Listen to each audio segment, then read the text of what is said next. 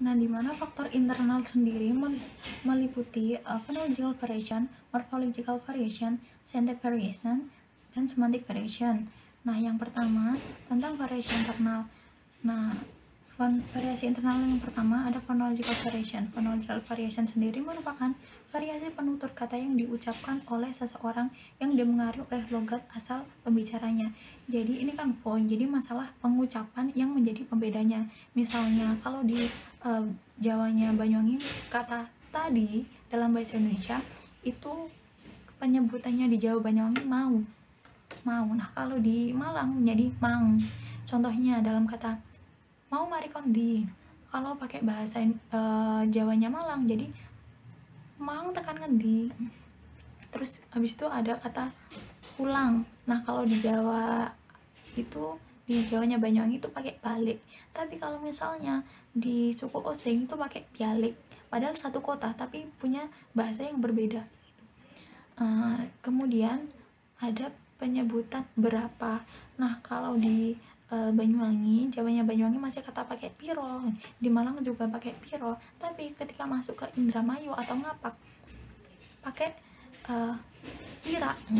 Misalnya piro regane, kalau di Ngapak pakai pira gane.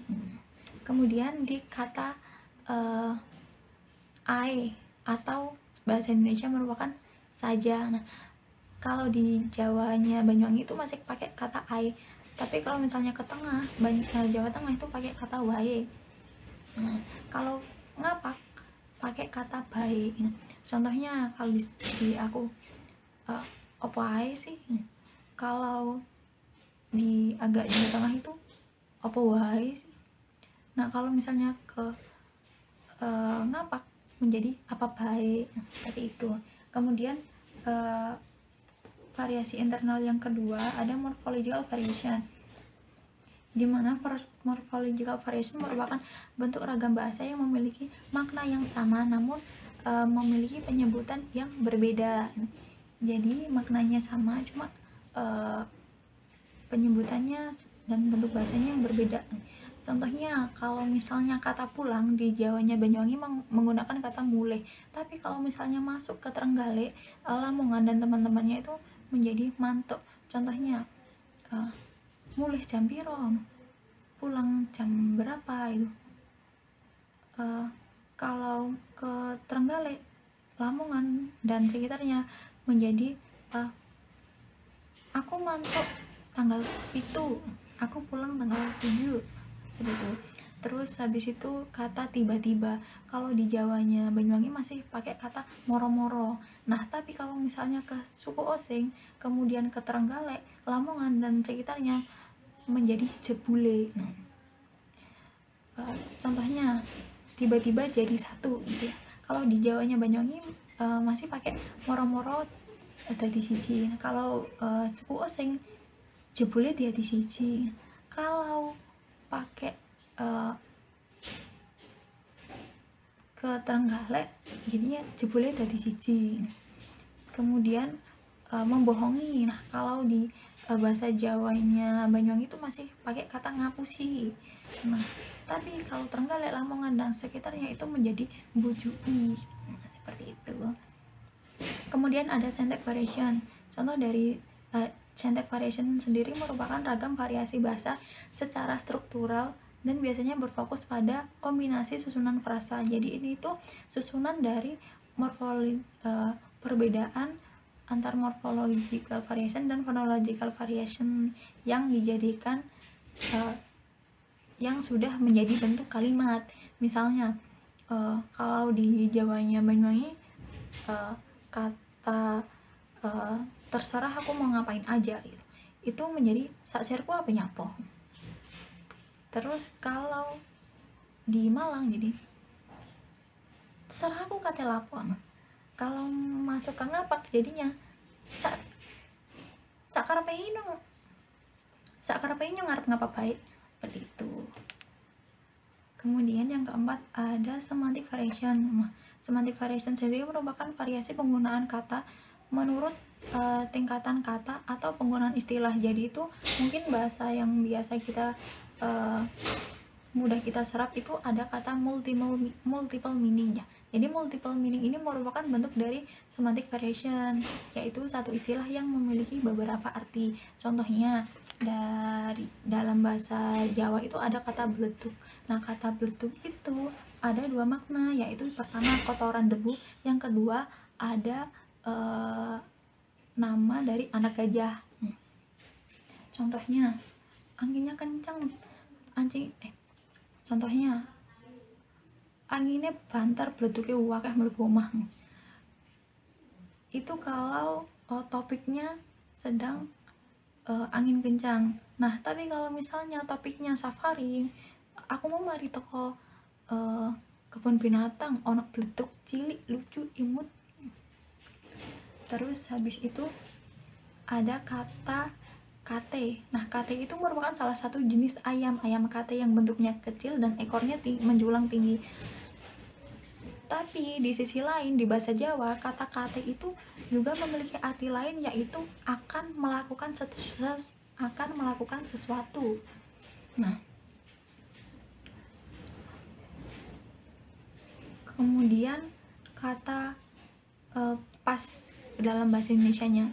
Nah, yaitu kata tepak. Nah, tepak itu artinya tepak itu kan penulisannya TEPAK. Tepak itu bisa berarti pas, tapi kalau penyebutannya menjadi tepak itu artinya menjadi kotak makan. Kemudian ada baterai. Nah, kalau di Jawanya Banyuwangi, baterai itu merupakan batu baterai. Nah, tapi kalau misalnya masuk ke Semarang itu baterai itu istilah dari senter.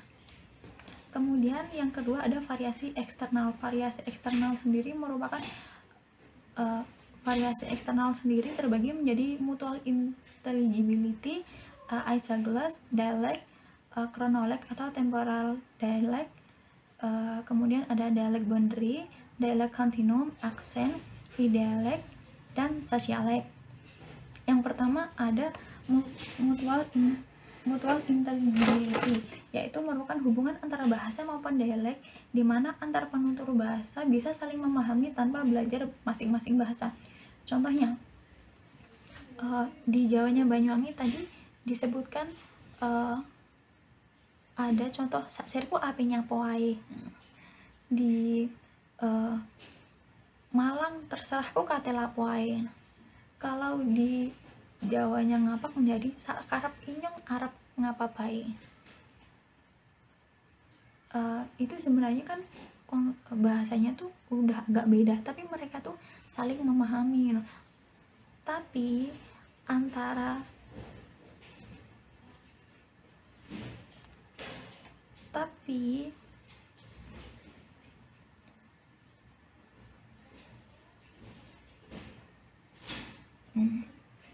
kemudian yang kedua ada isogloss. Isogloss merupakan satu item kata yang berbeda dalam pelafalan dalam sebuah bahasa. Ini berfokus kepada item dialeknya ya. Misalnya kata tadi kalau di Jawanya Banyuwangi kan mau. Nah, kalau di Malang kan mang. Jadi u sama eng tadi merupakan salah satu item dari merupakan wujud dari isogloss atau satu item yang beda pelafalannya. Kemudian ada kata piro sama pira, berapa kan artinya. Kalau piro jadi wujud o sama a antara dialeknya Banyuwangi piro dan dialeknya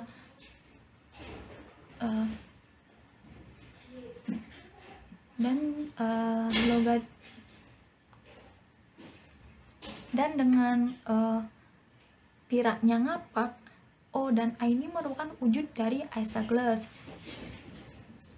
Kemudian ada dialek. Dialek merupakan ragam bahasa yang secara regional, sosial, temporal, individual yang dibedakan oleh pengucapan atau pelafalannya. Nah, dialek ini ada beberapa macam. Pertama ada chronologue atau temporal dialect yang merupakan variasi bahasa yang memiliki karakteristik yang ditentukan oleh waktu. Misalnya zaman dahulu kita kan sering menggunakan kata bung. Nah, sekarang sebagai sapaan akrab antar laki-laki, Bung Karno, Bung Hatta gitu. Nah, sekarang kita sapaan akrab kita itu lebih menggunakan kata lur gitu. Kan itu hanya dari segi waktu, padahal artinya juga sama aja. Cuma zaman dulu menggunakan kata bung, tapi sekarang menggunakan kata lur.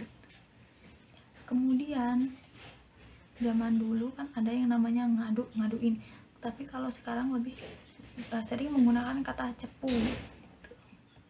Yang selanjutnya ada dialek Bundari. Dialek Bundari merupakan dialek batas yang membatasi suatu wilayah. Misalnya di Jawa, kata aku, kamu mau apa, itu di Jawa disebut dengan awakmu mau apa, awakmu njaluk opo. Tapi di Kalimantan kan apa, kan ada perbedaan dialek. Nah, perbedaan dialek itu yang disebut sebagai dialek Bundari. Kemudian yang selanjutnya ada dialek kontinum, yaitu dialek bahasa yang berkesinambungan dan saling memahami dalam suatu wilayah. Namun antar dialek di ujung itu tidak bisa saling memahami. Contohnya di Jawa itu kan di ujung timur ada Banyuwangi, dan di ujung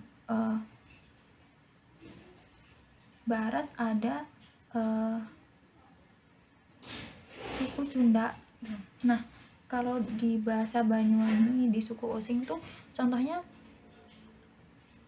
kata ison kate morono yang artinya aku mau ke sana. Tapi kalau di Sunda itu abi hoyong angka kali itu udah beda itu antara bahasa Osing sama bahasa Sunda. Kalau misalnya mereka itu tidak belajar, tidak akan paham apa yang diucapkan. Contohnya lagi dalam kata aku pamit pulang, kalau dalam bahasa Osing isun pamit mulai, tapi kalau di Sunda abi angkat di bumi. Terus dalam contoh kata hidungku bengkak gitu misalnya ya, kalau di Banyuwangi menjadi bacati senap ya. Tapi kalau misalnya orang Sunda bilangnya jadi irung kabarahan. Kemudian yang selanjutnya ada aksen. Aksen merupakan suara yang diucapkan dalam suatu pengucapan. Kemudian juga ada dialek. Dialek merupakan variasi bahasa yang dimiliki oleh seorang individu. Dialek merupakan variasi bahasa yang dimiliki oleh seorang individu sebagai ciri khasnya. Misalnya contohnya saya sering menggunakan kata sering berbicara. Misalnya saya dalam berbicara sering punya lagu sendiri. Contohnya, yo embong karo, seperti itu. Mungkin dalam kata lain, yo nggak ngerti aku. Nah, seperti itu kan ada lagunya itu. Itu lagu saya sendiri, bukan lagu dari sebuah komunitas. Nah, itulah yang disebut dialek, yaitu ciri khas saya. Kemudian ada sosialek. Sosialek merupakan variasi bahasa yang biasa digunakan oleh suatu kelompok tertentu sebagai ciri khas kelompoknya. Misalnya suatu bahasa yang digunakan oleh kelompok sosialita tentu saja berbeda bahasanya dengan kelompok ibu-ibu atau kelompok area kecil gitu. Kalau sosialita biasanya ada sebutan ibu-ibu itu ya, hai Jang, apa kabar gitu, gimana kabarnya. Kalau di ibu-ibu komplek kan biasanya bu semangat bu gitu. Kemudian kita membicarakan tentang bad language. Bad language itu merupakan bahasa yang seharusnya itu tidak diucapkan. Nah, bad language sendiri dibagi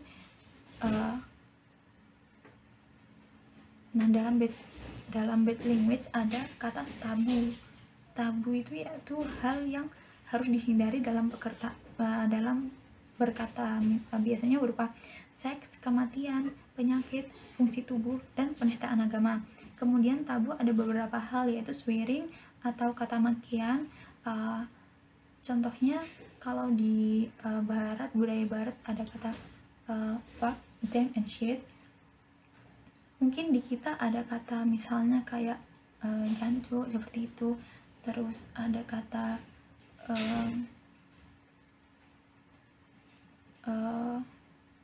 iblis, setan, tuh kan itu hal istilah yang ibaratnya untuk nama dari hal-hal yang buruk tapi diucapkan kepada orang, jadi istilahnya tuh menjadi tidak manusiawi. Kemudian ada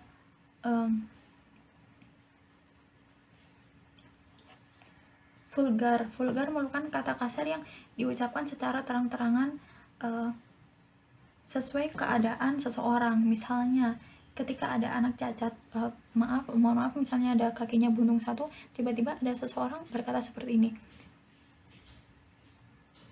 kayaknya main bola enak ya. Masa iya sih orang normal yang normalnya menjaga perasaan seseorang tapi mengajak seseorang yang jelas-jelas fisiknya tidak sempurna untuk malah bermain bola, dimana bagian bermain bola itu bagian kaki adalah hal yang paling penting. Kemudian ada cursing. Cursing merupakan makian yang berupa kutukan. Contohnya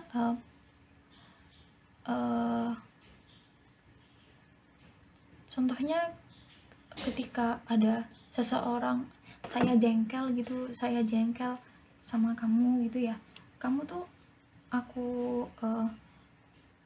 katain mukon apa ditabrak truk gitu. Itu dalam bahasa Indonesia artinya semoga kalau kamu pulang kamu ditabrak truk gitu. Kemudian ada blasphemy. Blasphemy merupakan kata sara yang dianggap menyinggung agama atau penistaan agama. Contohnya ada ya, misalnya ada seseorang adzan gitu. Adzan kan salah satu pekerjaan yang mulia kan, tapi disamakan seperti ayam berkokok misalnya. Adzan kamu kok suaranya kayak ayam berkokok sih, seperti itu kan, itu termasuk dalam kepenistaan agama. Masa iya adzan disamain sama ayam berkokok gitu. Kemudian ada euphemism, yaitu kata yang digunakan untuk menghindari kata kasar. Nah, kalau tabu merupakan kata kasar yang harusnya dihindari, euphemism ini merupakan justru kata yang digunakan untuk menghindari kata kasar. Misalnya kalau di bahasa Jawa ada dua sebutan, endas dan sirah. Endas itu merupakan kata yang kasar, itu lebih cenderung ke kayak seakan-akan apa ya, orang yang tidak punya pikiran tuh biasanya pakai kata endas. Hewan tuh kan makhluk hidup yang nggak punya akal, itu pakai kata endas. Tapi ada bahasa yang lebih halus lagi yang bisa digunakan dalam euphemism, yaitu kata sirah. Sirah dalam filosofi Jawa itu isinya darah, itu artinya kepala itu. Kemudian ada contoh kata cangkem. Cangkem itu kan kata kasarnya dari mulut. Nah, bahasa yang lebih halusnya lagi untuk bisa digunakan dalam euphemism itu menggunakan kata lambe itu. Kemudian kata mbadok. Kata mbadok itu merupakan kata yang paling kasar untuk menyebut orang makan gitu. Tapi ada euphemism di mana kata yang bisa lebih halus lagi untuk menghindari hal-hal yang bersifat tabu. Contohnya madang, mangan, seperti itu. Kemudian ada soal nomor 3. Soal nomor 3 ini merupakan analisis tentang maksim. Jadi dimana dalam tugas nomor 3 ini saya memilih video pertama tentang detektif Shook, dimana analisis ini akan membedah sebuah video dengan tema cooperative principle atau prinsip-prinsip dalam percakapan yang membuat percakapan itu lebih efektif dan efisien.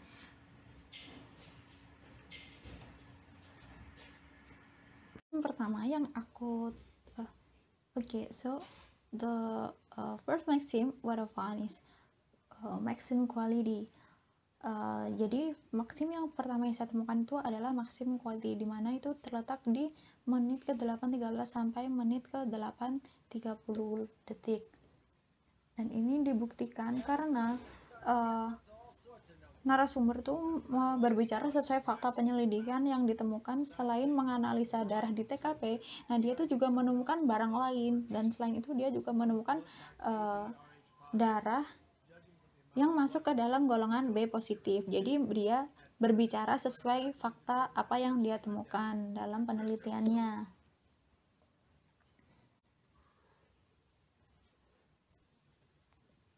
Nah, kemudian hal yang kedua, saya menemukan pelanggaran maksim, di mana pelanggaran maksim di sini termasuk ke dalam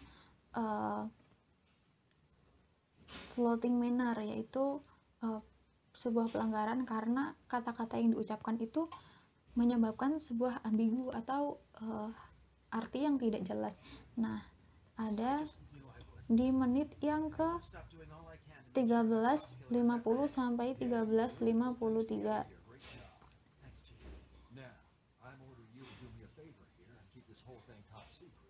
Nah, di sini disebutkan bahwa pada di menit ke 13.50, nah yang barusan ini disebut bahwa don't stick your nose into deep, you could get yourself killed. Nah, jangan menempelkan hidung Anda terlalu dalam atau Anda akan membunuh dirimu sendiri gitu. Nah, maksudnya menempelkan hidung tuh, kenapa kok nggak boleh, dan apa kaitannya hidung dengan membunuh diri sendiri? Itu kan tidak masuk akal. Nah, kemudian maksim selanjutnya kita kembali ke menit yang ke 7.22, di mana di sini saya menemukan sebuah maksim kuantiti, di mana seseorang itu berbicara sesuai kebutuhan saja, singkat, jelas, dan padat, tanpa ada tambahan atau tanpa pengurangan. Di sini ada kata I told you I don't even know my name, itu kan. Perempuan ini mengatakan bahwa dia nggak tahu namanya gitu, udah cukup gitu. Dan itu bisa dimengerti sama si detektif Su. Akan menganalisis tentang politeness di video nomor 2 yang berjudul First Presidential Debate Between Mike Pence and Kamala Harris. Jadi hal pertama yang saya temukan adalah negative face. Nah, di mana negative face sendiri merupakan keinginan seseorang untuk dikenal publik agar terhindar dari suatu gangguan. Nah, di sini sang senator mengatakan bahwa saya atas nama seluruh warga Amerika. Nah, dia mengatakan seperti itu. Jadi seakan-akan tidak ada yang bisa menyerang dia karena dia mewakili seluruh masyarakat Amerika tersebut. Nah, kemudian hal yang kedua yang saya temukan di sini ada FTA negatif. Nah, FTF sendiri merupakan face threatening age, yaitu hal yang bisa dikatakan pelanggaran wajah atau pelanggaran kesopanan yang dihadapi gitu kan. Nah, di sini, di mana FTA negatif ini terbagi menjadi ada criticism, complaining, insulting, mentioning tough topics, and age. Nah, pada menit ke 17.45 sampai 19.50 ini di sini terdapat FTA negatif, di mana Kamala Harris ini mengkritik tentang kepemimpinannya Mike Pence dan Donald Trump tentang coronavirus, karena kasus dari coronavirus ini tidak ditransparansi kepada warga sipil Amerika Serikat, warga sipil Amerika, dan seakan-akan ada hal yang ditutupi sehingga menyebabkan 210.000 jiwa itu meninggal karena coronavirus. Kemudian di menit selanjutnya, yaitu di menit yang ke 20.39 sampai 22.39, di mana di sini ada FTA positif. Nah, pengkategorian FTA positif ini antara lain ada command, request, suggest, remind, threaten, warn, warn, promise, and yet. Presiden Mike Pence ini mengingatkan kepada warga sipil Amerika bahwa itu nggak benar gitu, dan mengingatkan bahwa ini loh, ada usaha ini kita gitu, ada usaha penyediaan tenaga medis, ada penyediaan alat kesehatan dan obat-obatan seperti itu. Nah, kemudian hal yang saya temukan selanjutnya ada FTA negatif di menit 22.58 sampai 2252. Di sini mengandung unsur title atau pengaduan. Jadi ceritanya pada menit ini Senator Kamala Harris mengadukan kepada seluruh rakyat Indonesia bahwa ini sebenarnya Mike Pence, si wakil kepala presiden ini loh merupakan gugus depan barisan petugas kesehatan gitu. Tapi di mata Kamala Harris,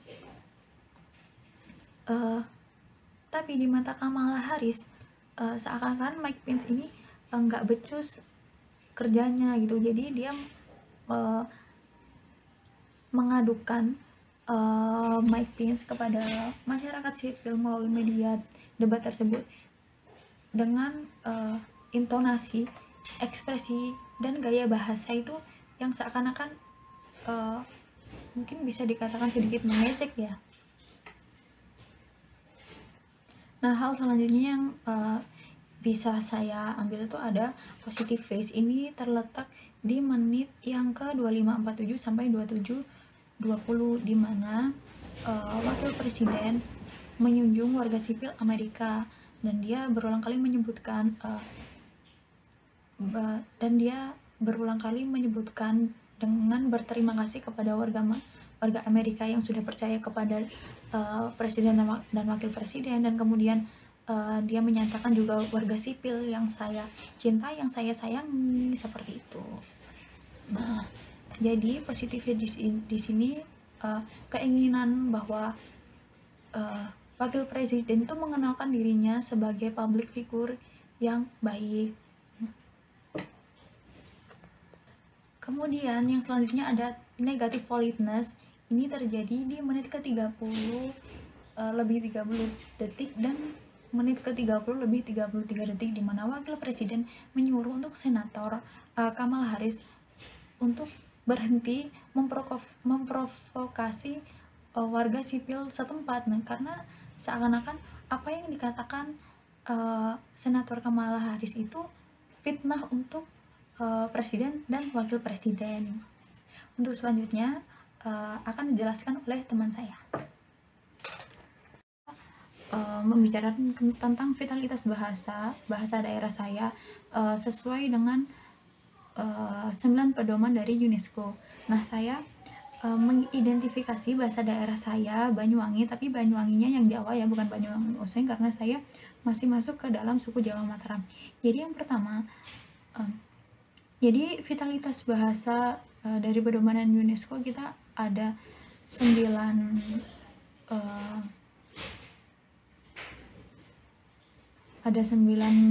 poin pedoman ya. Yang pertama ada intergenerational language transmission atau transmisi bahasa antar generasi. Yang kedua ada absolute number of speaker. Terus yang ketiga ada proportion of speaker. Yang keempat ada civic endowments of language use. Yang kelima ada response to new demands and media. Yang keenam ada material of language education and literacy. Kemudian selanjutnya ada governmental and institutional language attitudes and policies. Kemudian ada community members attitude toward their own language.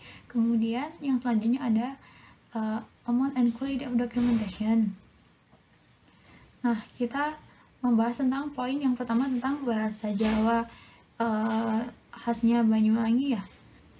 Jadi untuk transmisi bahasa antar generasi atau yang poin pertama yaitu intergenerational language transmission, diaspora etnik Jawa itu jumlahnya itu cukup besar gitu. Nah, kalau untuk penduduk Banyuwangi sendiri, untuk transmisi antar generasinya itu masih diterapkan ya, karena sebagai bahasa ibunya mereka, tentu saja semua kalangan bisa. Nah, untuk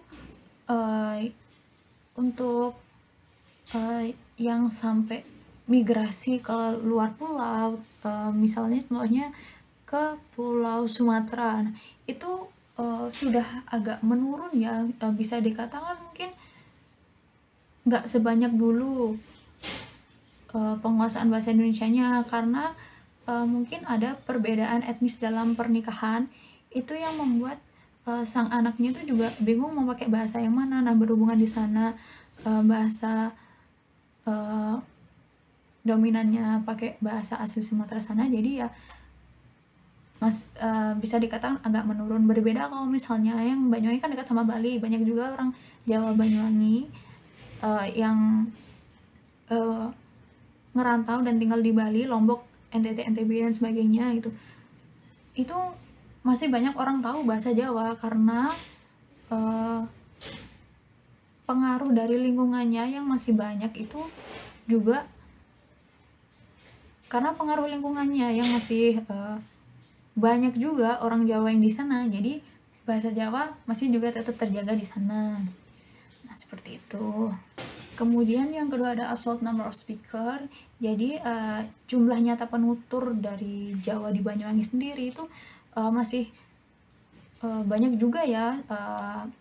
Yang bisa dilihat kita sebagai mahasiswa itu kan pasti ada kayak ikatan atau komunitas lokal dari daerah masing-masing, jadi bahasanya itu masih tetap terjaga. Misalnya di Banyuwangi sendiri ada Ikawangi. Nah, Ikawangi itu ada Jawanya Banyuwangi, ada Osingnya Banyuwangi, jadi antara bahasa Jawa sama Osingnya Banyuwangi itu masih terjaga karena ada komunitas lokal tersebut. Kemudian selain itu juga, selain dari orang rantau sendiri yang seperti dijelaskan di step yang pertama tadi, ada juga orang atau juga ada veteran zaman dulu yang istilahnya diasingkan ke luar negeri ya, misalnya di Suriname, Malaysia, Singapura, Kaledonia Baru. Kalau yang di Suriname kan yang pengasingan veteran tadi, kalau yang Malaysia ada juga orang yang ngerantau dan menetap di sana, dan orang Jawa di sana juga tidak sedikit, jadi masih bisa dikatakan bahasa Jawanya tuh masih luas. Kemudian yang step ketiga ada proportion of speaker atau penimbangan penutur. Nah, proporsi penggunaan bahasa Jawa di Banyuwangi sendiri, khususnya di desa saya ya, di Sumber Beras, Kecamatan Muncar, untuk di dunia pendidikan itu saya mengklasifikasikannya menjadi 5 poin. Jadi yang poin pertama itu hanya sedikit atau hampir tidak pernah menggunakan bahasa Jawa. Kemudian yang poin atau nilai kedua, bahasa Indonesia itu lebih dominan digunakan daripada bahasa Jawa. Kemudian poin ketiga, ada bahasa Jawa dan bahasa Indonesia itu imbang. Nah, yang keempat, ada bahasa Jawa lebih dominan digunakan daripada bahasa Indonesia. Kemudian nomor 5, bahasa Jawa itu sering atau selalu digunakan oleh orang lokal.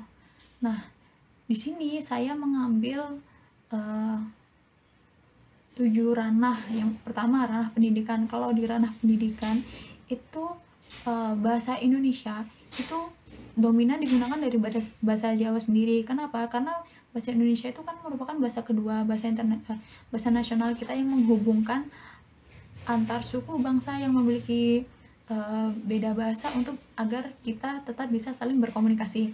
Jadi sehingga bahasa Indonesia itu lebih ditekankan daripada bahasa daerah sendiri. Nah, toh kalau misalnya menggunakan bahasa komunikasi sosial di kanan kiri kita atau sama tetangga kita, itu kan masih bisa, kita juga bisa sendiri karena mungkin orang tua mengajarkan. Nah, kalau bahasa Indonesia kan tidak semua orang tua menerapkan, jadi biasanya tuh di apply di sekolah. Jadi untuk di ranah pendidikan, bahasa Indonesia itu lebih dominan daripada bahasa Jawa, dan jadi masuk ke dalam golongan 2. Kalau misalnya untuk pasar tradisional sendiri, itu bahasa lokal itu masih dipakai kental gitu.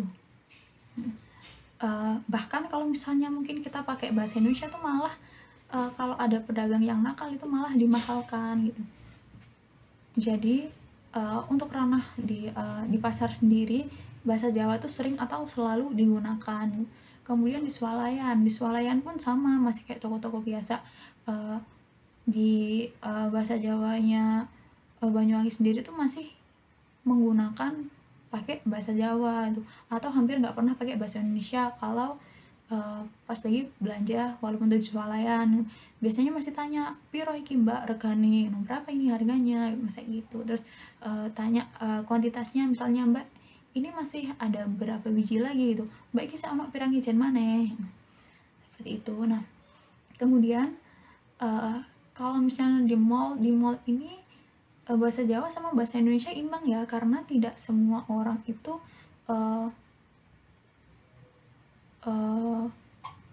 karena tidak semua orang itu mengaplikan bahasa Indonesia, biasanya dipengaruhi karena ranah pendidikannya, karena di Banyuwangi itu masih nggak semua orang bisa berpendidikan tinggi, jadi mereka masih nyaman menggunakan bahasa lokal gitu. Jadi bahasa Jawa dan bahasa Indonesia untuk di mall itu masih imbang ya.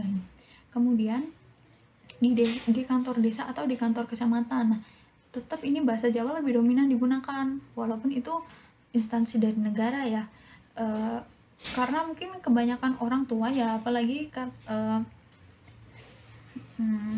orang tua lokal di sana itu masih nyaman pakai bahasa lokalnya sendiri gitu, karena masih jarang yang menerapkan menggunakan bahasa Indonesia.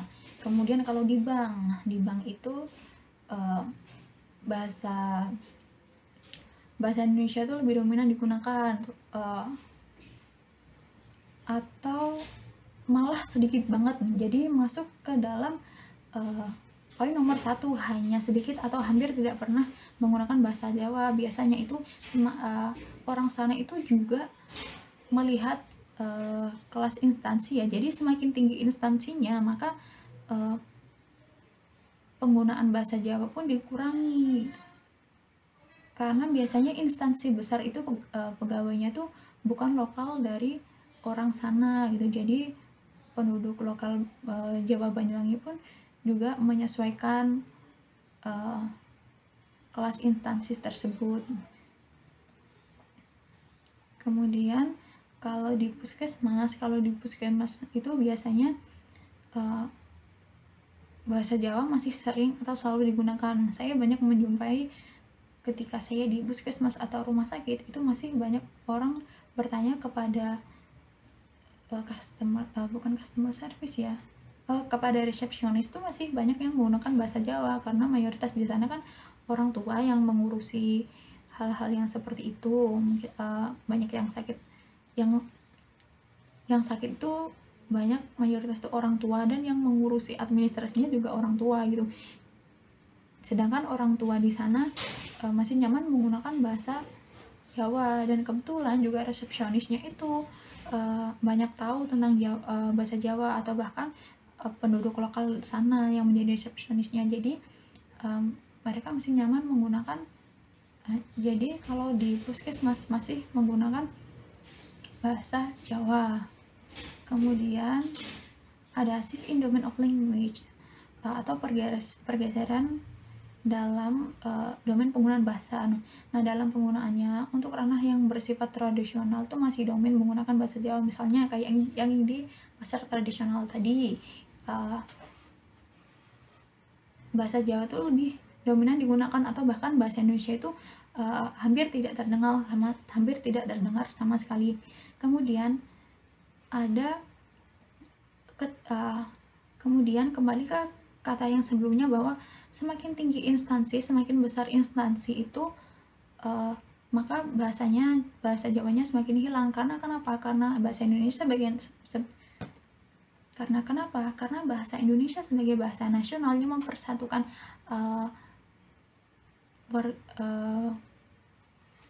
warga Indonesia yang memiliki bahasa yang berbeda, disatukan dengan bahasa Indonesia agar mereka bisa tetap saling berkomunikasi. Nah, kemudian ada response to new domains and media. Jadi respon terhadap ranah baru dan media. Biasanya sih kalau untuk orang tua itu masih belajarnya otodidak gitu loh. Kalau misalnya ada penyuluhan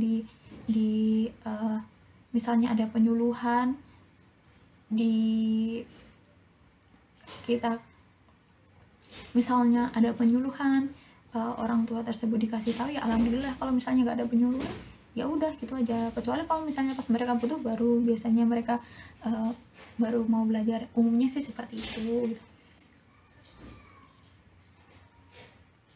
Kemudian ada materials for language education and literacy, yaitu materi untuk pendidikan dan literasi bahasa. Nah, untuk hal ini kan lebih bersifat lebih ke mengurusi. Nah, untuk hal ini bahasa Indonesia tuh lebih dominan digunakan. Kembali lagi karena menyesuaikan instansinya gitu. uh, maka ketika instansi tersebut semakin besar, maka penggunaan bahasa Indonesianya lebih dominan daripada bahasa Jawa. Kemudian ada governmental and institutional language attitudes and policies, di mana sikap dan kebijakan pemerintah dan lembaga terkait. Selama ini saya masih belum pernah mendengar ya untuk berbicara itu harus menggunakan bahasa Indonesia. Itu nggak, biasanya penduduk sendiri yang langsung menempatkan dirinya bahwa di sini mereka akan menggunakan bahasa Indonesia, di sini mereka akan menggunakan bahasa Jawa gitu. Tapi berhubung di sana masih belum banyak instansi yang besar yang berkaitan atau yang sering dikunjungi, biasanya mereka masih menggunakan bahasa lokal. Nah, kemudian ada community members attitude toward their own language atau sikap komunitas terhadap bahasa mereka sendiri. Kalau misalnya saya menemui beberapa komunitas, tapi conversationnya mereka atau bahasa mereka dalam komunitas tersebut masih pakai bahasa lokal atau bahasa Jawa sendiri. Bahkan kita juga tahu bahwa banyak sekali tenaga kerja wanita itu yang bekerja di luar negeri, banyak, dan mereka ya sama seperti mahasiswa juga punya organisasinya sendiri, biasanya bawaan dari PT-nya, dan PT-nya tuh punya mes sendiri. Nah, di sana juga mereka seperti tetangga saya sering melihat videonya di story WhatsApp-nya atau di share langsung Facebook, Instagram, dan lain-lain. Mereka masih. Nah, jadi kalau untuk suatu komunitas sendiri, bahasa daerahnya atau bahasa Jawanya tuh itu masih aman karena masih banyak yang menggunakan juga. Jadi intinya kalau untuk sekarang, jadi amount kualitas dokumen atau jumlah kualitas dokumen, intinya kalau untuk sekarang bahasa Jawa tuh masih aman, bahasa Jawa di Banyuwangi, karena mayoritas yang bersosialisasi masih orang tua gitu yang wira-wiri sana sini. Tapi kan sekarang udah banyak generasi Banyuwangi yang keluar daerah karena berpendidikan karena mengenyam pendidikan yang lebih tinggi. Nah, biasanya mereka itu bahasa Jawanya itu agak luntur gitu. Ketika pulang tiba-tiba mungkin ada beberapa kosakata bahasa Jawa yang mungkin lupa karena kebiasaan pakai bahasa Indonesia di dunia pendidikannya. Karena kembali lagi bahwa bahasa Indonesia